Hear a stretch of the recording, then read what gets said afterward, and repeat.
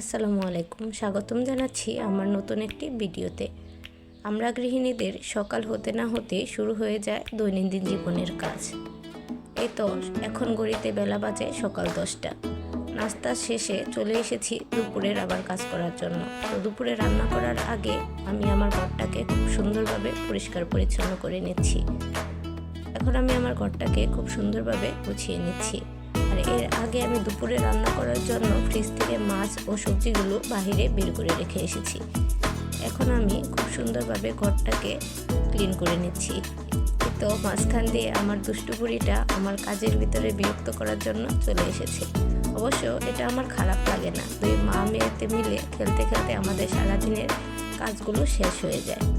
তো এখন আমার পুরো ঘরটা খুব সুন্দরভাবে গোছানো হয়ে গিয়েছে।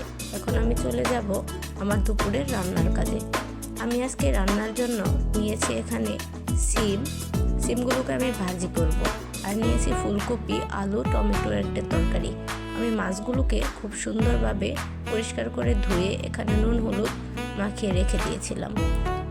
এখন আমি এই মাছগুলোকে খুব সুন্দরভাবে ভেজে নিব। মাছগুলো ভাজা হয়ে গেলে এই তেলেতেই আমি সিমগুলোকে ভাজি করে নিব।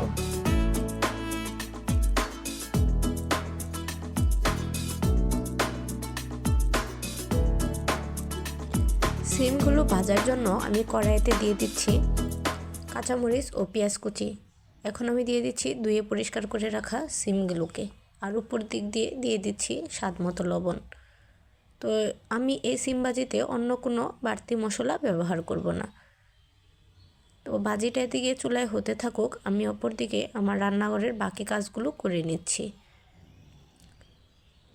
অলমোস্ট ভাজিটা প্রায় হয়ে গিয়েছে। এখন আমি ভাজিটাকে খালি করে নিব। আর এই কড়াইতেই আমি আমার বাকি রান্নাটা করে নিব। আমি আজকে যেহেতু একটা মাছের তরকারি করব, তার জন্য আমি চুলাতে দিয়ে দিচ্ছি, কড়াইয়ে দিয়ে দিচ্ছি পরিমাণ মতো তেল দিয়ে দেওয়ার পরে আমি বাকি মশলাগুলো দিয়ে দিচ্ছি।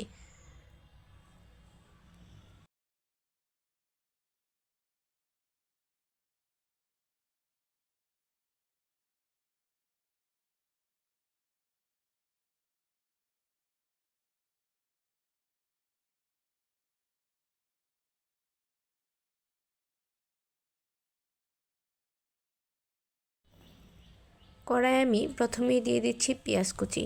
পেঁয়াজ কুচিটা হালকা একটু ভাজা হয়ে গেলে আমি এখানে দিয়ে দিচ্ছি হালকা একটু পানি, যাতে পেঁয়াজটা পুড়ে না যায়। এখন আমি আস্তে আস্তে রান্নার জন্য প্রয়োজনীয় বাকি মশলাগুলো অ্যাড করব। দিয়ে দিচ্ছি আদা রসুন বাটা, পরিমাণ মতো হলুদের গুঁড়া, মরিচের গুঁড়া, লবণ, আর দিয়ে দিচ্ছি ধনিয়ার গুঁড়া। এখন আমি মশলাটাকে খুব ভালোভাবে কষিয়ে নিব। মশলাটা কষানো হয়ে গেলে দিয়ে দিচ্ছি এখানে ফুলকপি, আলু, এগুলোকেও আমি একটু ভালোভাবে কষিয়ে নিব। কষানোর জন্য আমি এখানে দিয়ে দিচ্ছি অল্প একটু পানি। তো এদিকে ফুলকপিগুলো কষানো হতে থাক, আমি অন্যদিকে আমার রান্নাঘরের বাকি কাজগুলো করে নিচ্ছি।